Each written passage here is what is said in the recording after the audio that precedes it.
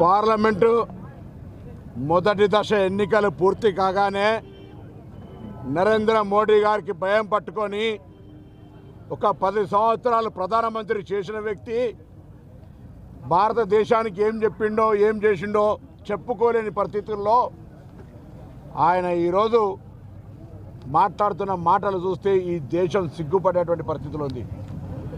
ఎలా చెప్తా ఉన్నాడు, కాంగ్రెస్ వస్తే సంపద అంతా ముస్లింలకు ఇస్తారని. నేను అడుగుతా ఉన్నా, ఒకవేళ కాంగ్రెస్ సంపద ముస్లింలకు ఇస్తే 80% హిందువులుగా ఉన్న ఈ దేశంలో 10 సంవత్సరాల ప్రధానమంత్రి ఏ హిందువుల కొరకు ఏ నిర్ణయం తీసుకొని ఏం లాభం చేసినావు చెప్పు నాయన అని అడుగుతూ ఉన్నాం. మతపరమైన విద్వేషాలు రెచ్చగొట్టడం ద్వారా దయచేసి మెజార్టీ ఉన్న హిందువులు ఓట్లు అడగండి ఒక్కసారి. ఈరోజు ఒక ప్రధానమంత్రి స్థాయిలో ఉన్న వ్యక్తి దేశ ప్రజలకు సంబంధించిన